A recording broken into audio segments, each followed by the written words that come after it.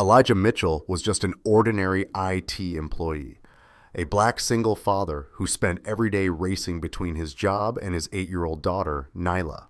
And Victoria Hale was a billionaire female CEO, someone almost no one in the entire building dared to look directly in the eye. A computer glitch that seemed insignificant at first accidentally revealed a private photograph, and from that moment on, an unexpected question was spoken by the most powerful woman in the tower herself. Do you think I'm beautiful? Could a single moment of honesty, completely unguarded, be enough to shake the walls she had spent years building around herself? If you enjoy stories that touch the heart and reveal the hidden sides behind power, don't forget to subscribe to the channel to follow what happens next. And what do you think when someone who has long hidden behind fame and status begins to question her own worth? What will happen next to her and to the man who simply happened to step into that moment? The elevator to the 40th floor moved so fast that Elijah Mitchell had to grip the toolbox in his hands tightly. He watched the numbers flash by in quick succession: 36, 37, 38. In 3 years of working at Harbor Bridge Group, he had never been this high up. Elijah's familiar territory was the 3rd floor, where office workers were crammed into small cubicles, and no one paid attention when he crawled under desks to fix network wiring or replace a faulty cable. Down there, he was almost invisible. The 40th floor was different. This was the executive level, where even the assistants wore suits more expensive than his entire month's rent. And every conversation happened behind closed doors, not meant for outsiders. Elijah had heard plenty of stories about this top floor. Everyone had. It was where Victoria Hale's office occupied the entire north wing of the building, with floor-to-ceiling glass windows overlooking the city of Atlanta, as if she owned every building in sight, and in truth, she probably did own a significant portion of them. Ding! The elevator doors opened onto a reception area that looked more like an art museum than an office. Cold, gleaming marble floors, abstract paintings lining the walls, beautiful though Elijah couldn't make sense of them. A dark wood reception desk polished to a shine under recessed lighting. A woman in her 50s, Susan Whitmore, looked up from behind the desk. Her smile was pleasant but efficient, the kind of smile perfected through tens of thousands of repetitions.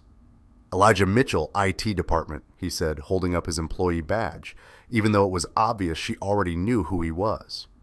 Miss Hale is expecting you, 3rd door on the left. Susan Whitmore gestured toward a hallway that seemed to stretch endlessly. She has meetings starting in 45 minutes, so she'll need the system operational before then. Elijah nodded and walked on. His shoes made the faintest sounds against the marble floor, as if the space itself was unaccustomed to his presence, or the presence of a black man from the 3rd floor. Through the windows on the right, the entire city of Atlanta spread out below. It was 10 in the morning. Sunlight made everything look clean, sharp, almost flawless. From this height, traffic noise and chaos dissolved into something strangely peaceful. Elijah stopped in front of the 3rd door. It was already open. Victoria Hale stood behind her desk with her back to him, a phone pressed to her ear. She was tall, taller than he had imagined from the rare moments he'd seen her in company-wide emails or striding through the lobby with a silent entourage of assistants trailing behind her. Her black hair was pulled into a bun that looked effortless, though Elijah knew that kind of effortlessness was carefully crafted by a professional. She wore a charcoal gray suit tailored to absolute perfection, clearly custom-made and without question. "I don't care what the forecast says," she said into the phone. Her voice was tightly controlled, but Elijah could still hear the sharp edge beneath it. "If the Tokyo office can't deliver the numbers they promised, we restructure. I don't want to hear any excuses." Elijah stood at the threshold, unsure whether he should announce himself or continue waiting. In the end, he chose to remain still, quiet, just as he had always been throughout the years. Victoria ended the call and turned around. For a brief second, her eyes swept over Elijah with an evaluative look that made him feel like a balance sheet being reviewed. Then something in her expression subtly shifted, less sharp, almost imperceptibly. "So, you're from IT?" she said, not a question. "Yes, ma'am. Elijah Mitchell. I received the call about the system issue. It froze during a video meeting 20 minutes ago. Didn't restart properly. She gestured toward the massive desk where 3 screens sat dark and lifeless. I have presentations to review before investor meetings this afternoon. Let me take a look, Elijah said, moving toward the desk. He set his toolbox carefully in the corner, taking care not to disturb the neatly arranged stacks of documents on the surface, everything radiating an air of absolute control. Victoria stepped back to give him space, but she didn't leave. She stood near the window, arms crossed, watching in silence. Elijah tried to ignore the feeling of being observed. He was used to working with people hovering behind him, asking how much longer it would take or re-explaining the problem as if he hadn't understood it the first time. But Victoria was different. She said nothing. She simply watched with the same intensity she had likely carried into thousands of boardrooms. Before Elijah powered the system down completely, checked the connections, then initiated a hard reboot. The screens flickered on one by one. He monitored the startup sequence, waiting for any error messages or warning signs. The main screen loaded her desktop. Clean, organized, folders labeled by project names and dates. Nothing personal except the wallpaper began to appear. Elijah's hand froze on the keyboard. It wasn't supposed to show like this. Normally, the system would go straight to the login screen, but something in the malfunction had disrupted the sequence, and now the wallpaper filled the central display in full resolution. It was a photograph of Victoria standing beside a lake. She was wearing jeans and a simple white shirt, standing on a wooden dock, endless water stretching behind her. There was no makeup that Elijah could discern. Her hair fell naturally around her shoulders. She was smiling, not the controlled smile from corporate portraits, but something genuine, unguarded. Sunlight touched her face in a way that made her look younger, softer, more human. Elijah reached for the keyboard, intending to close it quickly, return to the login screen, and pretend he had never seen anything. "Stop!" Victoria's voice cut through the quiet room. Elijah's hand halted mid-motion. He looked up and realized she was standing much closer than before, close enough for him to catch the exact moment her expression shifted from neutral observation to something harder to read. She was staring at the screen, at the image of herself reflected there. "You've seen it," she said, not a question, just an acknowledgement. Elijah wanted to lie. Every instinct urged him to protect himself, to preserve the professional distance between a billionaire CEO and an IT technician fixing a computer. But something in her voice, in the way she looked at the photograph as if she had forgotten it existed, stopped him. "Yes," he said. "I'm sorry, the system loaded incorrectly. I didn't mean to—" "I know you didn't."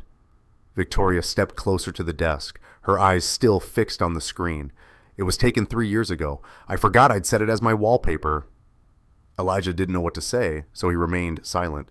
Victoria turned to look directly at him, and this time he saw something in her eyes he hadn't expected. Not anger, not embarrassment, but curiosity mixed with something he couldn't quite name. "What do you think?" she asked. "Sorry about the photograph," she said slowly. "What do you think when you see it?" Elijah felt as though he had stepped into a conversation conducted in an entirely different language. Executives didn't ask IT technicians for opinions on personal photos. They barely acknowledged IT technicians existed unless something was broken. "I don't think my opinion matters, Miss Hale," he replied cautiously, "but you have one." She tilted her head, studying him with the same intensity she'd shown when he first entered the room. "Everyone has an opinion. They just usually don't say it." Elijah looked back at the photograph, at the woman standing by the lake in simple clothes, without an entourage, without an audience. "It's a beautiful picture," he said at last. "You look happy in it." "Happy?" Victoria repeated the word as if weighing it. "Is that all?" There was something in her voice like a challenge or a test. Elijah understood that his next words mattered more than they should. He could choose the safe response, say she looked professional, polished, successful, or he could tell the truth. "You look real," Elijah said, "like a human being, not a position." The silence that followed felt enormous. Elijah immediately regretted his honesty. He had crossed a line, said something too personal, revealed too much of what he truly thought. He waited for her to ask him to leave, waited for a complaint email to be sent to his supervisor, waited for a cold reminder that he was here to fix computers and nothing more.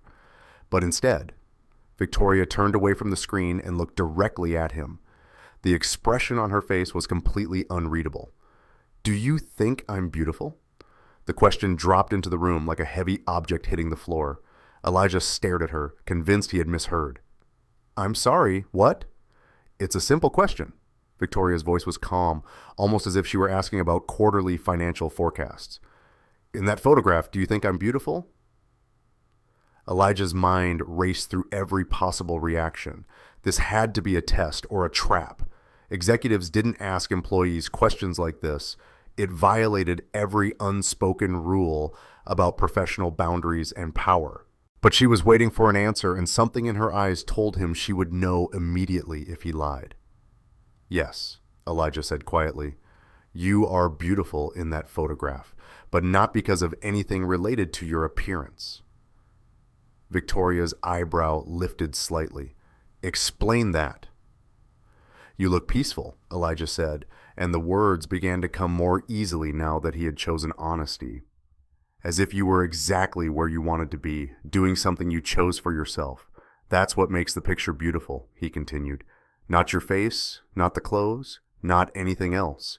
Just you look like yourself." The silence stretched again. Victoria stood very still, her face revealing nothing. Elijah couldn't tell whether he had said exactly the right thing or made a serious mistake. Then something changed. The mask of control she had worn since the moment he entered the room cracked just slightly, revealing something beneath it that looked almost like relief. "No one has said that to me in a very long time," she said softly. "That I look like myself." Elijah didn't know how to respond, so he stayed silent. Victoria turned back toward the window, reestablishing distance between them. When she spoke again, her voice had returned to its familiar control, but something in it was different, less certain. "Complete the login sequence. I need access to those files before the meetings." "Yes, ma'am." Elijah turned back to the computer.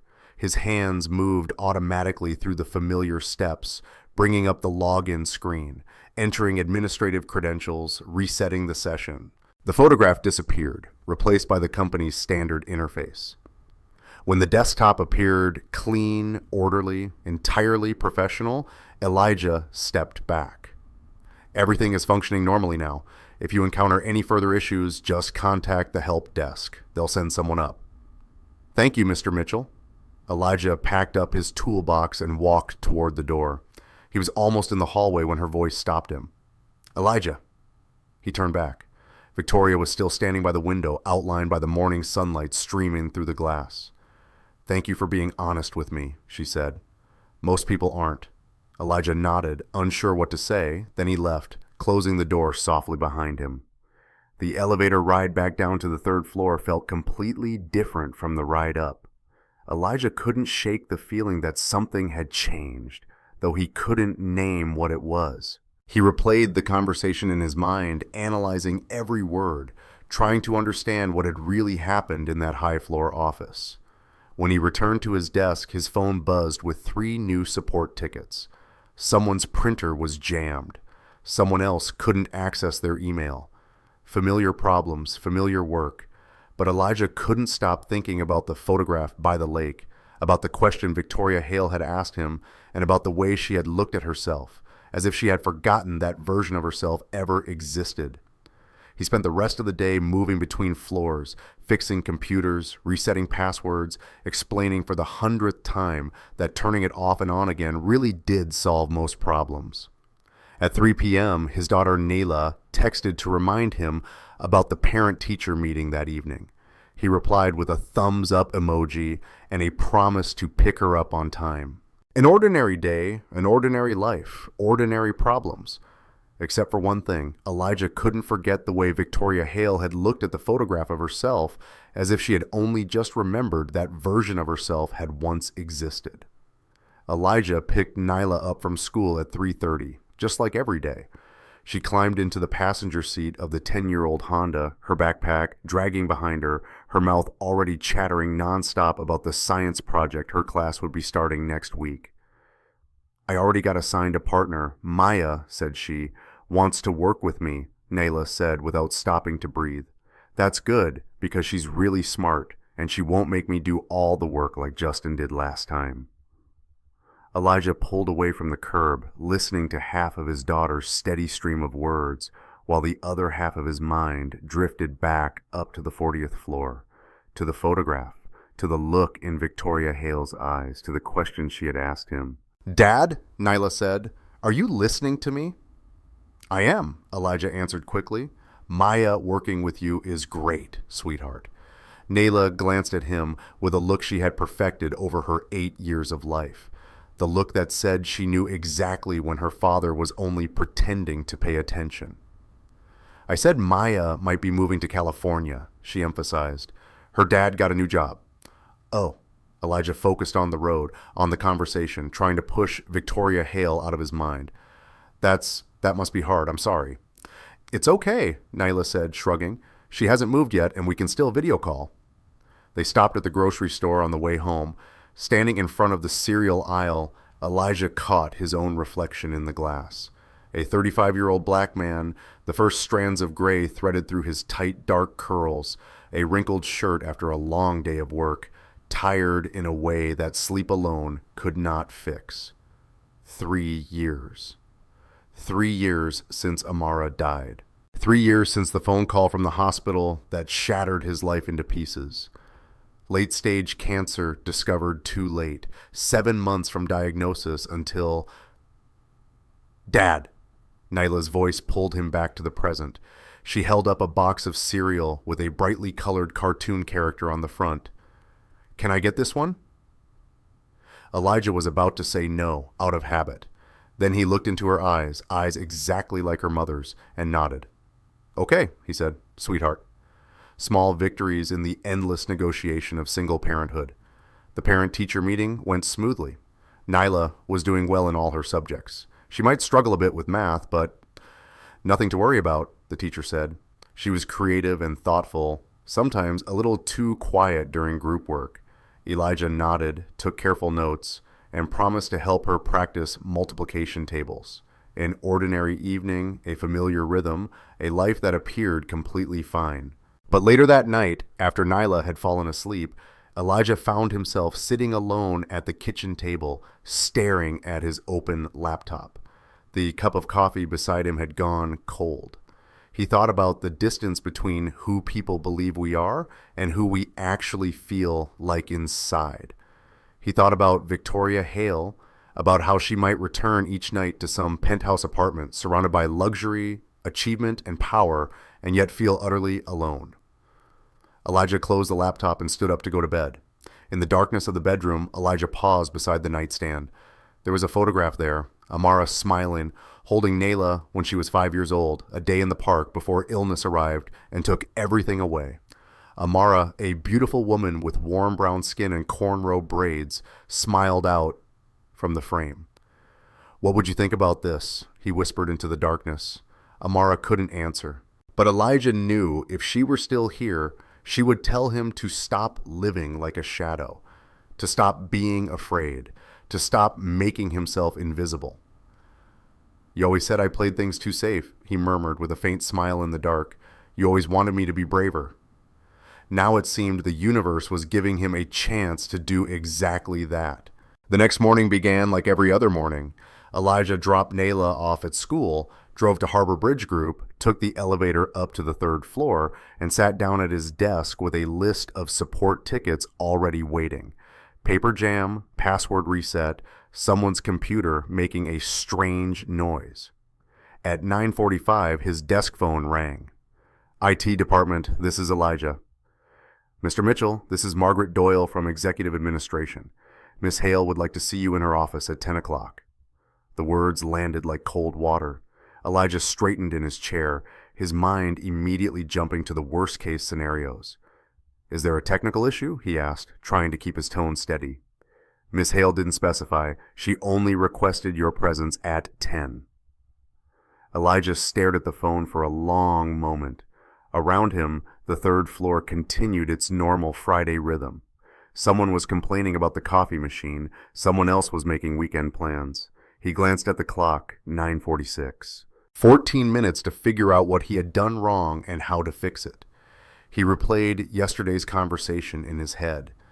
He had been honest, perhaps too honest, but she had asked. She had directly asked for his opinion, and he had given it without any ulterior motive, without trying to manipulate or gain anything from it. But maybe that was the problem. Maybe his honesty had been interpreted as disrespect.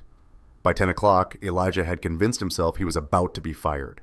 The elevator ride up to the 40th floor felt longer this time. He watched the numbers climb and tried to prepare himself for the conversation ahead. He had worked at Harbor Bridge Group for 3 years. It was a good, stable job with benefits he couldn't afford to lose. The receptionist recognized him this time and waved him through without checking his badge. Elijah walked down the marble hallway. His reflection, the dark-skinned man in a simple button-down, moving beside him in the polished floor. Victoria Hale's office door was closed. He knocked twice. "Come in." He opened the door and saw her standing by the window again, looking out over the city. She was wearing a navy blue suit today, another perfectly tailored piece that probably cost more than his car. Her hair was pulled back in the same effortless style. "Close the door," she said without turning around. Elijah closed it. The click of the lock sounded unnaturally loud in the quiet office. "Sit down." There were 2 chairs facing her desk. Elijah chose the one on the left and sat, his hands resting on his knees. He waited. Victoria turned away from the window and walked to the desk, but she didn't sit. She stood behind the chair, her hands resting on its back, looking at him with an expression he couldn't read. "I'm going to ask you a question, and I need you to answer honestly, okay?" "Okay," Elijah said, though his mind was racing through possibilities, none of them good. "Yesterday, when you saw that photograph and I asked for your opinion, why did you tell me the truth?" Of all the questions he had expected, that wasn't one of them. Elijah took a moment to consider his answer. "Because you asked," he said finally, "and you seemed like you genuinely wanted to know." Most people, when their CEO asks them a question, tell her what they think she wants to hear. You didn't do that. "No, ma'am." "Why not?" Elijah met her eyes. "Because you probably can tell when people are lying to you. And because I think if you asked the question, you already knew the answer you usually get. Maybe you wanted to hear something different." Something flickered in Victoria's expression. She moved around the desk and sat down, the chair making a soft sound. "Do you know why I founded this company, Mr. Mitchell?" The question caught him off guard. "No, ma'am." "Because I wanted to build something that mattered, something real." She looked down at her hands, perfectly manicured, resting on the desktop. "I was 24, I had an idea and no money, and people told me it couldn't be done, so I made it possible." Elijah didn't interrupt. He sensed she was going somewhere, and he needed to let her get there. 20 years later, I have everything I wanted: success, wealth, influence. I sit in rooms with people who control billions of dollars, and they listen when I speak." She looked up at him. "And I can't remember the last time someone spoke to me like I was a human being instead of a balance sheet." The honesty in her voice surprised him. This wasn't the controlled CEO from yesterday. This was something raw, more vulnerable. "Yesterday, you saw a photograph of me from 3 years ago. Do you know where it was taken?" "No, ma'am." "A lake near Lake Lanier. I rented a cabin for a week, completely alone. No phone, no meetings, no one needing me to make decisions or approve budgets or solve their problems." She turned back toward the window. "That was the last time I felt like myself." Elijah wanted to say something, but he couldn't find the right words, so he stayed quiet and let her continue. "When you told me I looked like a human being instead of a position, I realized you had identified exactly what I had lost, and I couldn't stop thinking about it all day." Victoria's gaze returned to him, sharp and focused. "I kept replaying our conversation, analyzing it, trying to figure out whether you had some angle, some hidden motive for being honest with me." "I don't," Elijah said gently. "I fix computers. That's my angle." The corner of her mouth lifted slightly, almost a smile. I know. I had my assistant pull your employee file. 3 years at Harbor Bridge Group. Consistently strong performance reviews. Black single father. 1 daughter, 8 years old. You live in an apartment on Riverside Drive, a Honda Accord, and have never requested a promotion or a raise beyond the standard annual increase. The fact that she had investigated him should have felt intrusive, but somehow it felt like confirmation that yesterday had affected her the same way it had affected him. You're invisible, Victoria said. There was no cruelty in it, only observation. You do your job well, but no one notices you. You move through this building as if you don't exist. That's accurate, Elijah admitted. Why? Because I have a daughter who needs stability more than I need recognition. Because keeping my head down and doing good work means I keep my job. Nailah keeps her health insurance and we keep our apartment. That's enough. Victoria studied him for a long moment. Then she opened a drawer in her desk and took out a folder. She placed it on the desk between them. I'm launching a new internal initiative, a very small, very confidential team. It's focused on restructuring how we approach employee well-being and company culture. I need people on this team who will tell me the truth, not what they think I want to hear. Elijah looked at the folder but didn't touch it. I want you on the team, Victoria said. At first, her words barely made sense. Elijah had to replay them in his head, trying to understand what Victoria Hale was actually offering him. I'm an IT technician, he said slowly. I don't know anything about employee well-being or corporate culture. No, Victoria replied, but you know what it feels like to be invisible in this building. She leaned forward slightly. You know what ordinary employees experience every day because you are one of them. And you're honest. That matters more to me than expertise. Elijah's mind began to spin. This didn't make sense. CEOs didn't randomly invite low-level employees onto special projects just because of one sincere conversation. Why me? Elijah asked. There are hundreds, thousands of employees here. Why choose someone you only met yesterday? Because yesterday, Victoria said evenly, you looked at me and saw a human being. Everyone else in this building sees a title, a position, a source of approval, fear, or opportunity, but you saw a woman who looked peaceful in a photograph by a lake. That's the perspective I need.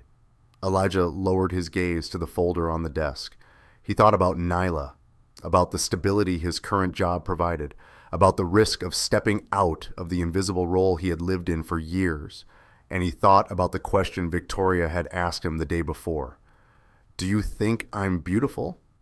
About the way she had looked at him when he answered, as if for the first time in a long while someone had told her something real. What would this involve? Elijah asked. Meetings, Victoria replied. 2 or 3 times a week, mostly in the evenings. You'd keep your current position, but this would be additional work. A small team, 5 people including you, completely confidential. We're trying to identify systemic problems in how this company treats its employees and find real solutions, not surface-level fixes. Would there be additional compensation? Elijah asked directly. Yes, she said. A 15% increase to your base salary and a completion bonus when the project ends. 15%. The number echoed in Elijah's mind.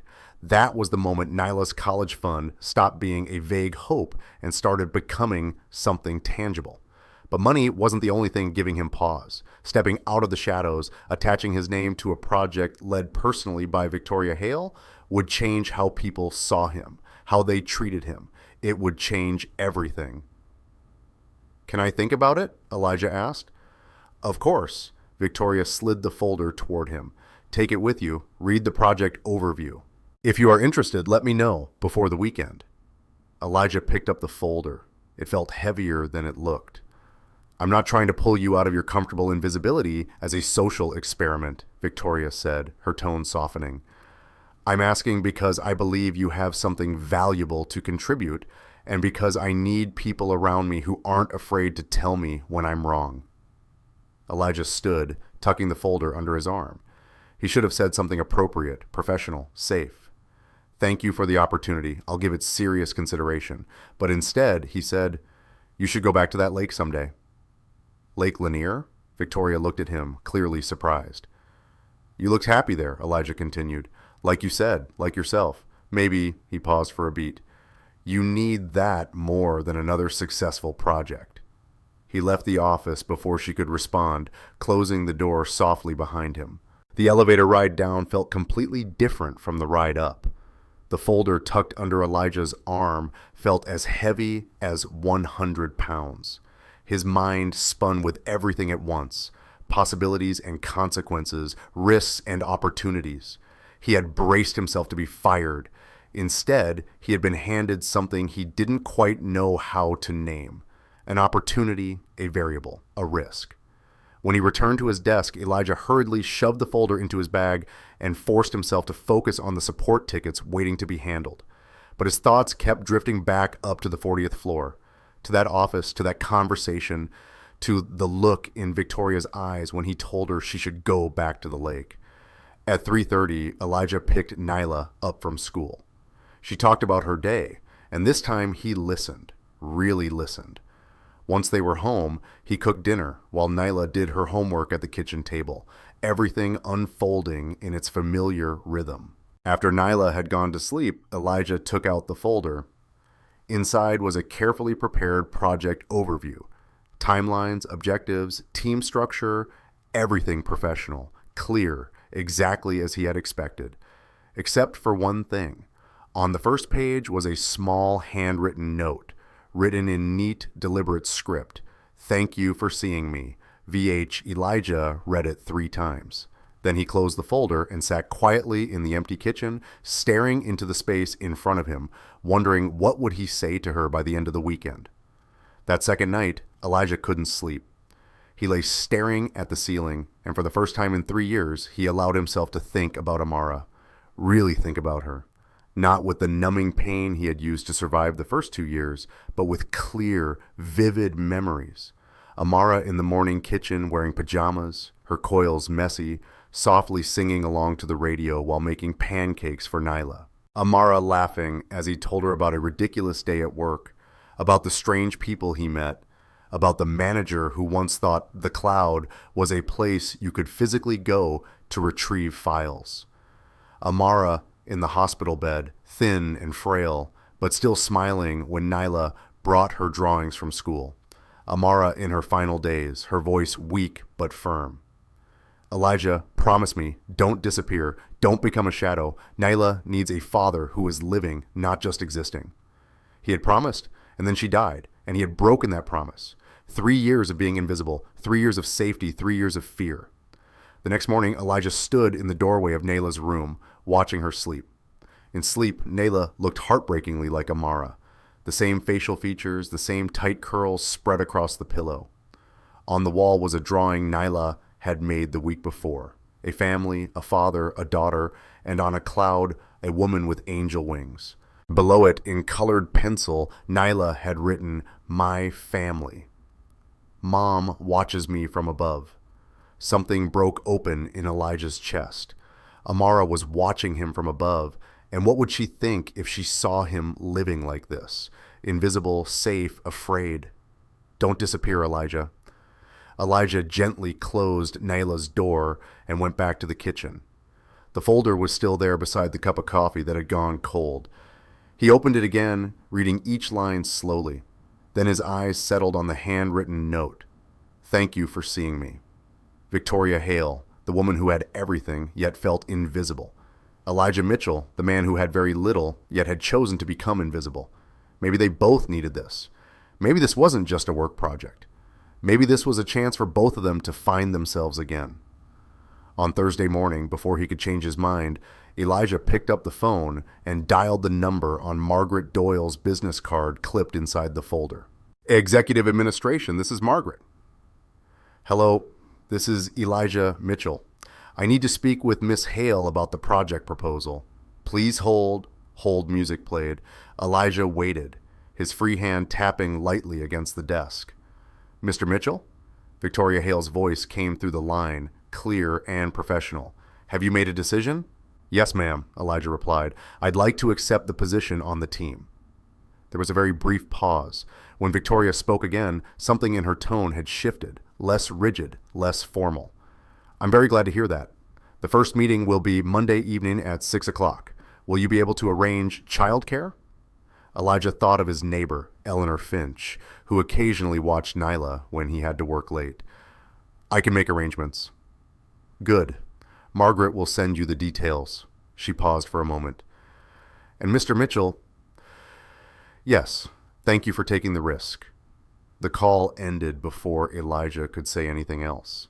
Elijah sat motionless at his desk for a long moment, staring at the phone in his hand, trying to understand what he had just agreed to.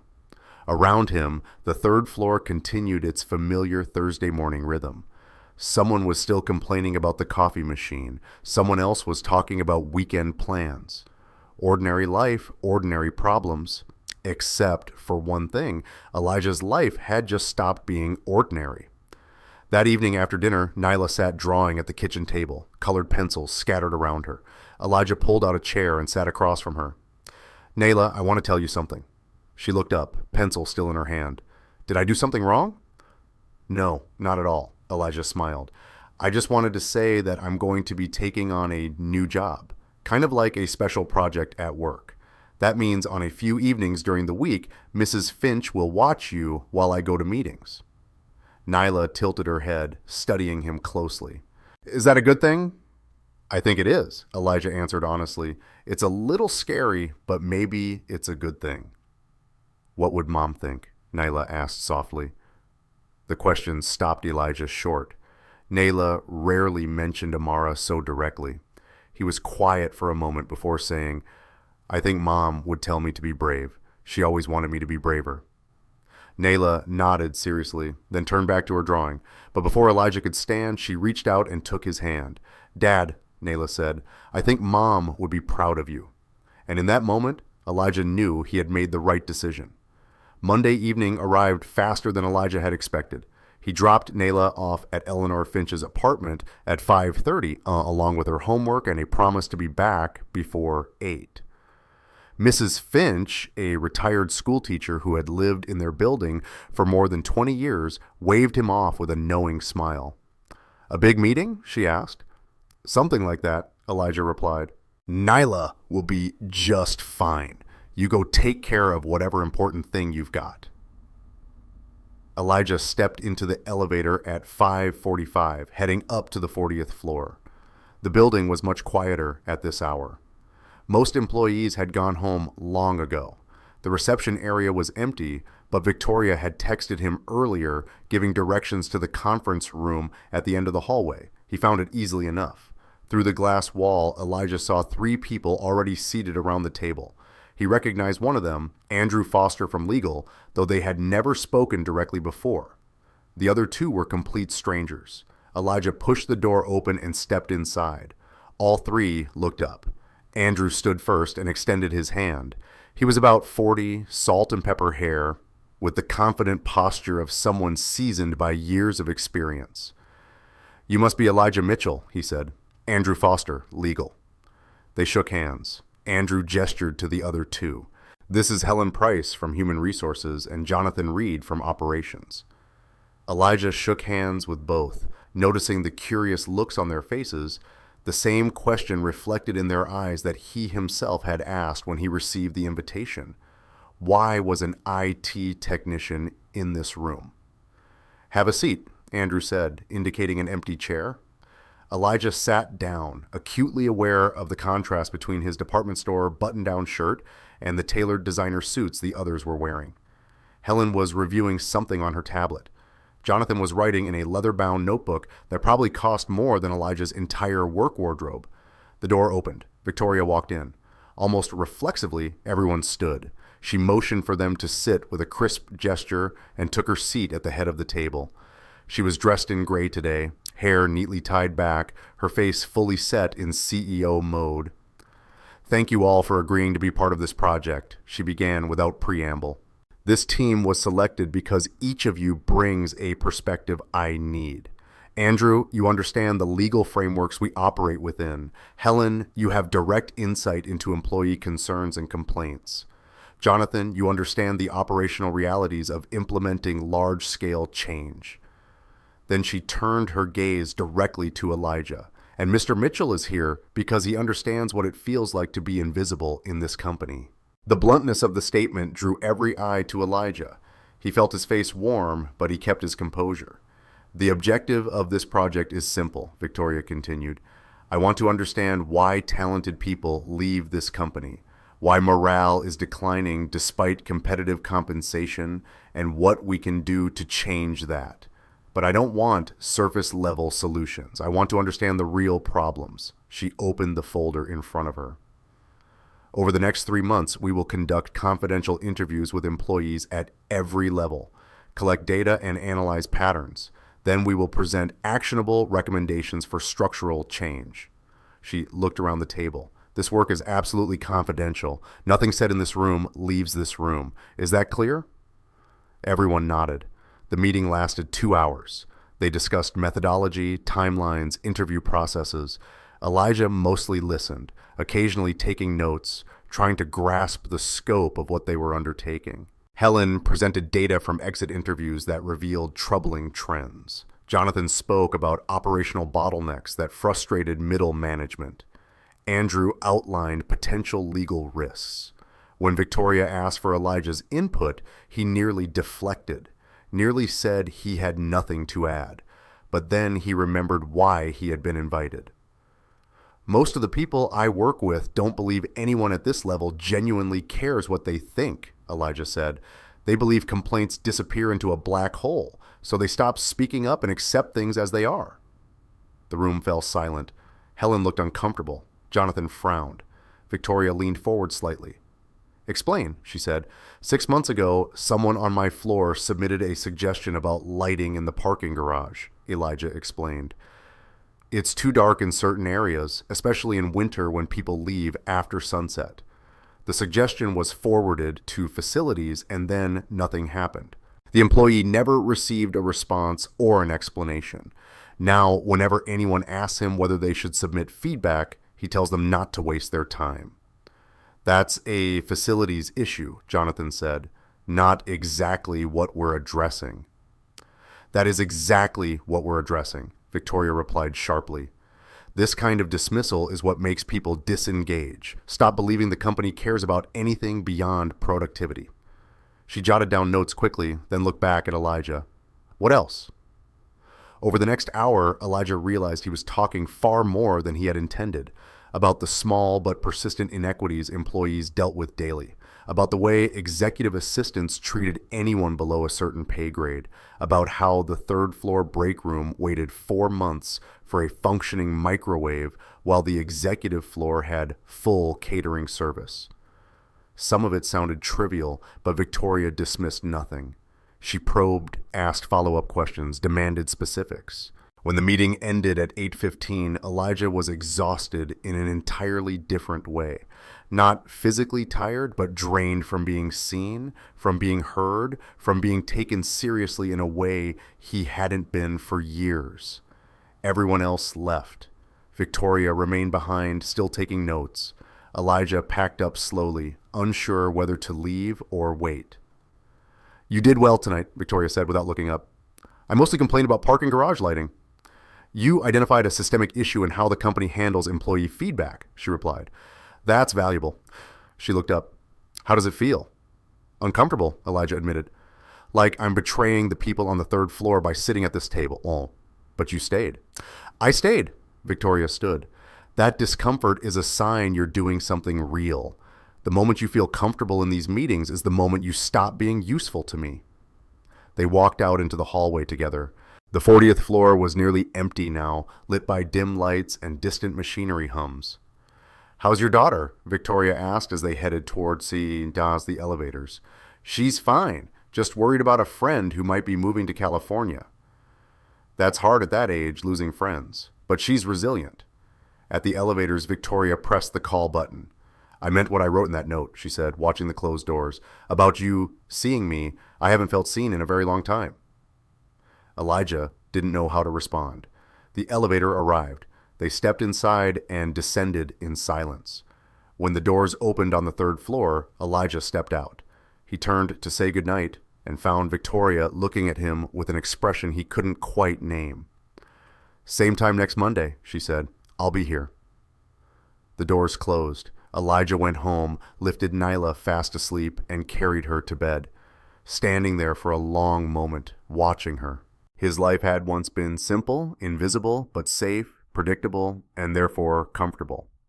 Now he sat at tables with executives, spoke openly about company culture, and was seen by a woman standing at the top of a billion-dollar empire and just as alone there. Elijah closed Nailah's bedroom door and stood in the dark hallway. Something had changed tonight between him and Victoria, between him and himself. He had stepped out of the shadows, and there was no going back. The weeks that followed unfolded in an entirely new rhythm. Daytime remained the familiar routine. Monday and Thursday evenings were reserved for project meetings. Elijah interviewed employees from different departments, listened to their stories, synthesized their feedback, and brought it back to the conference table. Some of what he heard simply confirmed what he had experienced for years. Some of it genuinely surprised him. At the third meeting, Helen shared turnover data, numbers that left the entire room silent. At the fifth meeting, Jonathan proposed structural changes, and Andrew immediately pointed out potential legal risks. By the seventh meeting, when Victoria asked Elijah what he thought about building an anonymous feedback system, his response reshaped the entire direction of the initiative. Gradually, Elijah stopped feeling like an imposter in those meetings. He began to find his voice and realized that his perspective mattered, not despite having been invisible, but precisely because of it. And then, in brief moments between professional discussions, he and Victoria began having conversations that had nothing to do with corporate culture. Victoria asked about Nailah, about school, about her science project, about the small things that made her laugh. Elijah asked whether she still thought about Lake Lanier. Victoria spoke about the pressure of board meetings, where everyone wanted something from her, about never being able to turn off, never simply being Victoria, always being CEO Hale. Elijah talked about the exhaustion of black single parenthood, about never feeling like he was enough, about the nights Nailah asked about her mother, and him not knowing which words were the right ones to say. They were becoming something neither of them could quite name. Not exactly friends, not merely colleagues, but a connection more honest, more complex than the familiar labels allowed. On a Wednesday morning in the 6th week, Elijah stepped into the elevator at 7 o'clock. Victoria was already there alone. She was wearing athletic clothes instead of a suit. Her hair was down, still damp, as if she had just finished a workout. They looked at each other, both surprised. "Mr. Mitchell," she said, her lips curving into a small smile. "Miss Hale, you're in early." "Nailah has a math test. She wanted extra practice before school." "And you're a good father for being here at 7 in the morning." "So are you," Victoria laughed, a real laugh, not the polished tone of a CEO. "I usually get here at 6. I slept in today." The elevator doors closed. It was just the two of them now, in the soft light, while the building was still quiet. "You look tired," Elijah said, then realized, "Sorry, I didn't mean—" "No, you're right." Victoria leaned lightly against the wall of the elevator. "I am tired. Board meeting until 11 last night. Then I went home alone to an apartment that's too big, and I couldn't sleep." The raw honesty in her voice stopped Elijah short. "You need rest," he said quietly. "I need—" Victoria paused, looking at him. "I don't know what I need anymore." The elevator stopped on the 3rd floor. The doors opened. Elijah stepped out. He turned back. "You deserve more than this," he said.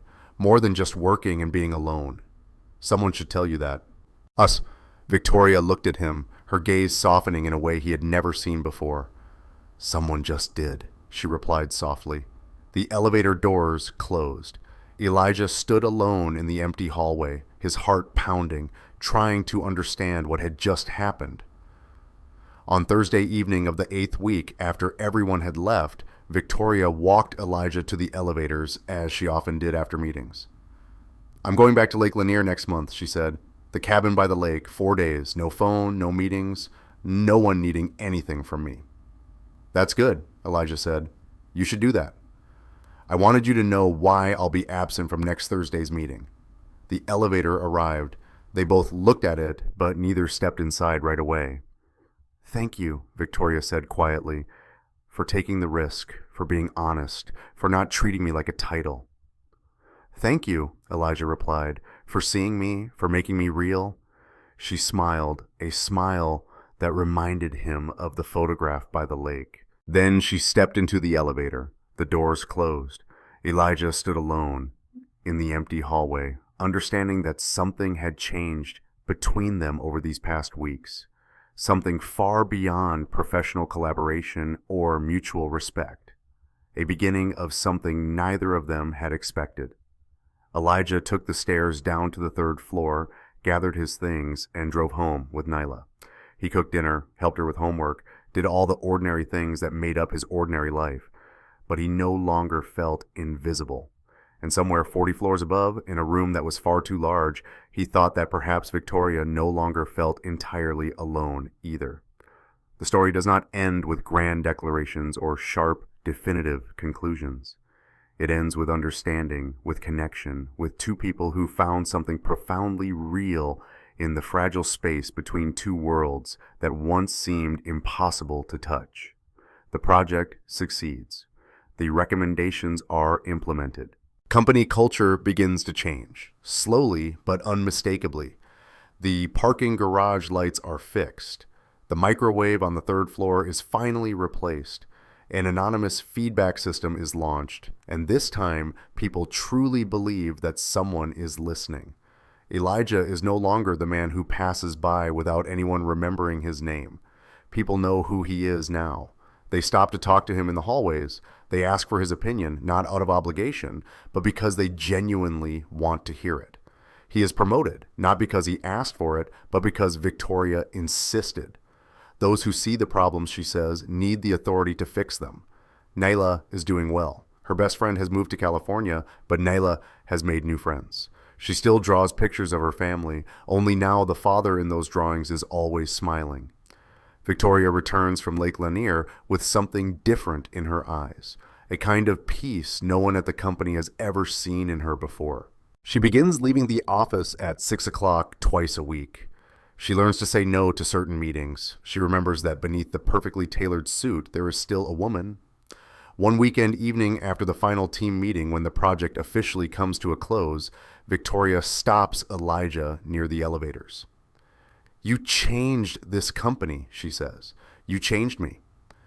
You changed me too, Elijah replies.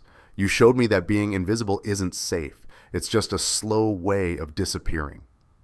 They stand there in the quiet hallway where two once parallel worlds have collided and will never be the same again. I booked the cabin for 2 weeks next month, Victoria says, her voice softer than he has ever heard it. There will be fishing. Does Nailah like fishing? Elijah looks at her, his heart racing with the possibilities opening before him. I'll ask her, he says with a smile. Please do, Victoria says. There is something fragile in her eyes. Hope, vulnerability, and a long-awaited chance. The elevator arrives. This time they step inside together. As the doors close, Elijah thinks of Amara, of the promise he once made. Don't disappear. Don't become a shadow. He kept that promise at last. He kept that promise. In life, sometimes all we need is for someone to truly see us. Not for what we own, not for status or power, but for who we are. Elijah Mitchell taught Victoria Hale how to feel human again. Victoria Hale taught Elijah Mitchell how to stop being afraid of living. And sometimes that is the greatest miracle of all. If this story touched you, if you have ever felt invisible, ever been afraid to step out of the safety of the shadows, subscribe to the channel to continue this journey with more stories to come. Who knows, in some moment you too might be seen exactly when you need it most.